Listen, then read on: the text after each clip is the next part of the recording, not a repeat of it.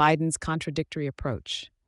Ukraine. In his UN General Assembly speech, President Joe Biden emphasized defending Ukraine against Russian aggression, underscoring the need for a just and durable peace based on the UN Charter. Middle East. When addressing the Israeli-Palestinian conflict, he portrayed Israel as a victim, focusing on the October 7 Hamas attack and hostages, but expressing little concern for the suffering of Palestinians under Israeli military action. U.S. role in Gaza conflict. The U.S. has vetoed UN ceasefire resolutions and supplied over $12 billion in arms to Israel, enabling Israel's military campaign in Gaza. Despite rising Palestinian casualties, over 41,000, Biden's administration avoided criticizing Israel's actions, even attacks on hospitals and civilians. This stance has emboldened Israel, giving it freedom to carry out aggressive actions, including assaults in Lebanon and the West Bank, with little international backlash. Israel's actions and regional implications. Israeli Prime Minister Netanyahu exploited the U.S. political climate to pursue military actions with impunity, using the argument of self-defense to justify strikes in Gaza, Lebanon, and the West Bank. Israel's military escalation in Lebanon has already claimed hundreds of lives, sparking concerns about a wider multi-front conflict across the region. Iran, a key ally of Hezbollah, has so far exercised restraint, but may be forced to respond if Israel escalates further. Global hypocrisy. Western countries, except a few like Spain, Ireland, and Norway, have supported Israel's military actions without applying the same principles they use to criticize Russian actions in Ukraine. This double standard ignores Israel's violations of international law in Gaza, which includes targeting civilians and hospitals. Arab governments have been largely passive, issuing condemnations but taking no significant action to halt Israel's military aggression. The region on the brink. Israel's continued military escalation has brought the Middle East to a critical juncture, with the region teetering on the edge of a broader war. Despite the immense challenges, the Palestinian people's resistance to occupation persists. Crux. President Biden's speech at the UN highlighted the contrast in how the U.S. treats the conflicts in Ukraine and Gaza. While strongly supporting Ukraine against Russia, Biden has downplayed the plight of Palestinians in Gaza, backing Israel despite its continued military escalation. The U.S. has vetoed ceasefire attempts, armed Israel, and ignored its violations of international law, allowing the conflict to escalate and pushing the region closer to a broader war. The global hypocrisy, especially among Western nations, is evident as they apply different standards to Israel and Russia. Arab nations, though vocal in condemnation, have done little to stop the violence. Impending constitutional amendment. Efforts to introduce a constitutional amendment that could reshape the judiciary and the role of the Chief Justice were temporarily halted, with the JUIF's reluctance being the main obstacle. However, a renewed attempt is expected soon. Threat to judicial independence. Legal professionals largely oppose the amendment, fearing it would undermine judicial independence. The deeper concern, though, is the potential unraveling of Pakistan's 1973 constitution, making it more vulnerable than ever before. Historical resilience of the Constitution. Despite being mutilated by military dictators, the Constitution previously managed to regain its essence, particularly through the 18th Amendment, which restored federal parliamentary democracy. Parliament's subjugation by the executive. Since 2018, Parliament has been consistently undermined by the executive, particularly the military establishment. This subjugation is unique because it occurs within the current constitutional framework, unlike previous authoritarian efforts that involved judicial endorsements of unconstitutional measures. Parliament is now less a democratic institution and more an extension of executive control, evidenced by rushed laws, lack of parliamentary oversight, and decisions driven by the military. Parliament versus judiciary. The proposed constitutional amendment, framed as a move for parliamentary supremacy, would actually make the judiciary compliant to the executive via a controlled parliament. This is not a genuine effort to make the judiciary accountable, but a maneuver to extend the ruling regime's control. Political motivation.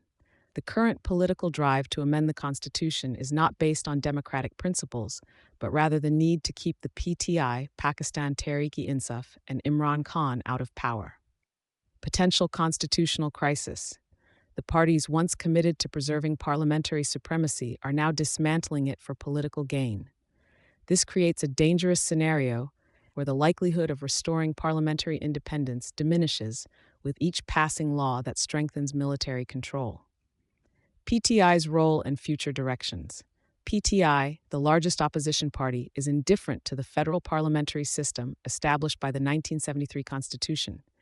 Its past proposals have leaned towards centralization, technocracy, and even presidentialism. If it returns to power, it might seek to establish a new constitutional order, further weakening the existing system. Two possible futures. Either PTI changes its stance and embraces the federal parliamentary structure, or it will pursue a new constitutional vision if it returns to power. In this scenario, the parties that undermine the Constitution will lose credibility in opposing PTI's reforms. Crux.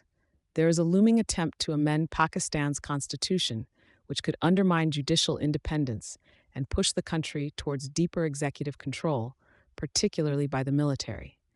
The current ruling parties, once champions of parliamentary democracy, are now undermining it to stay in power, while PTI, the largest opposition party, may reshape the Constitution if it returns to power. This constitutional crisis threatens the future of Pakistan's democratic governance, putting the 1973 Constitution at risk of being replaced or heavily altered. Ungoverned and weakly governed spaces. The war on terrorism has brought attention to regions where central authority is weak or non-existent. These areas become breeding grounds for militants and challenge the state's authority. Addressing governance in these areas requires a combination of strategies, including military action, kinetic, administrative measures, and constitutional reforms. Challenges in establishing authority. The primary challenge is convincing local populations that the new governance arrangements are superior to their traditional systems. In an era of misinformation, governments also need to combat the propaganda spread by militants and miscreants. Resistance from tribal communities. Tribes, particularly those like the Pashtuns, have a long history of self-governance and often resist external control. A balance must be struck between establishing the state's authority and maintaining traditional tribal customs. The state's success depends on convincing tribes that national laws are in their best interest. Historical context and British colonial policy. During the British colonial era, policies like the Close Border and Frontier Crimes Regulation were introduced to manage tribes indirectly, but these efforts often faced resistance. The British also implemented the Forward Policy to co-opt tribes in Balochistan, which had limited success in the NWFP. Pashtun tribal classification and governance challenges. Pashtun tribes can be divided into nomadic, sedentary hill tribes and sedentary plains tribes. Each group has different levels of adherence to state laws. The most challenging are the nomadic and hill tribes, who strongly adhere to Pashtunwali and resist state control. The National Action Plan, NAP, the National Action Plan, was created to address militancy and weak governance. It includes provisions for FATA reforms, operations in Karachi, and reconciliation in Balochistan. The revised NAP focuses on intolerance towards militancy and stresses the need for reforms in the merged areas and reconciliation in Balochistan. Federal and provincial responsibilities. Governance and security in these areas are a shared responsibility between the federal and provincial governments. The post-18th Amendment scenario requires all stakeholders to work together in the national interest, with a collective resolve to strengthen national security. Crux, the ongoing war against terrorism has exposed the issue of ungoverned and weakly governed spaces, particularly tribal areas. Establishing state control in these regions is challenging due to deep-rooted tribal traditions and resistance to external authority. Historical approaches like British indirect rule had limited success, and modern policies must balance the need for governance with respecting tribal customs. The National Action Plan, NAP, aims to tackle these challenges through reforms and reconciliation, but success depends on cooperation between federal and provincial governments. Anti-MAGA nationalism.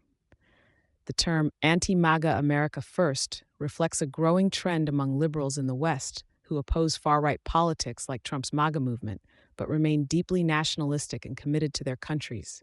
This is becoming more visible in the West, with a focus on reclaiming national identity, government processes, and state institutions from far right ideologies. Reclaiming space in Pakistan.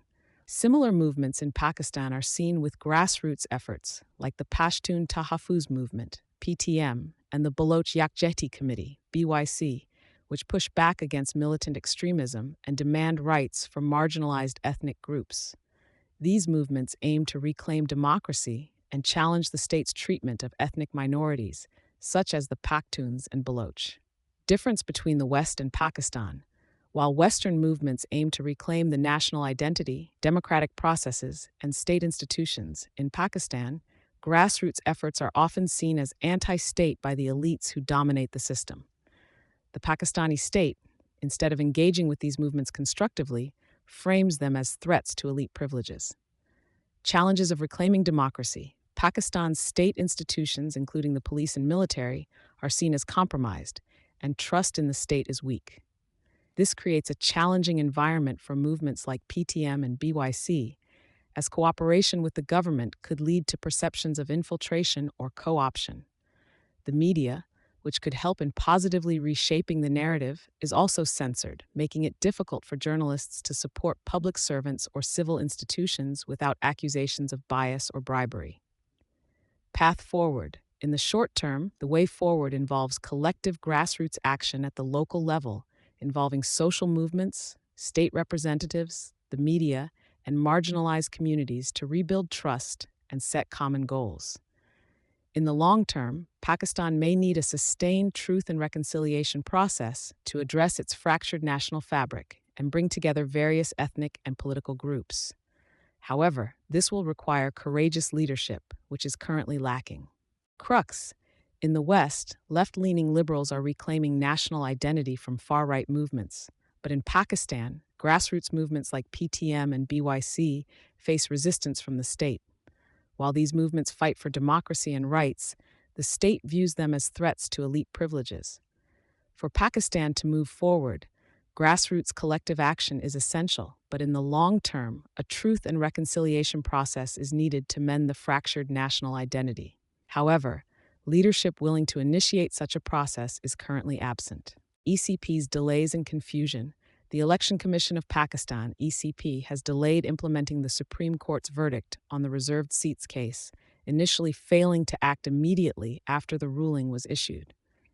Now, it is using a recently passed law, the Elections Second Amendment Act of 2024, as an excuse, claiming that implementing the court's decision would violate this new legislation. Supreme Court clarification. The ECP is requesting the Supreme Court clarify the effect of the new law in relation to the earlier court ruling, further delaying any action on the reserved seats. It has asked for the court's order from Sep 14th to be stayed until this confusion is resolved. Role of the National Assembly Speaker. The ECP is relying heavily on a letter from the National Assembly Speaker, Ayaz Sadiq, who claims that the Supreme Court ruling is based on an old law and is no longer relevant. There is criticism of this approach, questioning whether the Speaker's interpretation should override a court decision. The ECP has not clarified the status of 39 PTI lawmakers already notified after the court's ruling. Criticism of the ECP's motives. Observers suspect that the ECP's actions are politically motivated, designed to delay implementing the court's decision to allow the government time to pass laws that undermine the verdict. The ECP's recent application for clarification is seen as a tactic to buy time, particularly with a constitutional package expected to weaken the judiciary. Call for accountability. The editorial calls on the ECP to stop delaying and take a clear stance. It argues that the ECP cannot expect sympathy from the courts, given its refusal to implement the ruling when it was initially issued. Crux. The ECP is delaying implementing the Supreme Court's verdict on reserved seats, using a new law as an excuse. It has requested clarification from the court and relied on the National Assembly Speaker's letter, which claims the ruling is outdated. Observers believe this delay is a political tactic to buy time for the government to pass legislation that would render the court's ruling ineffective.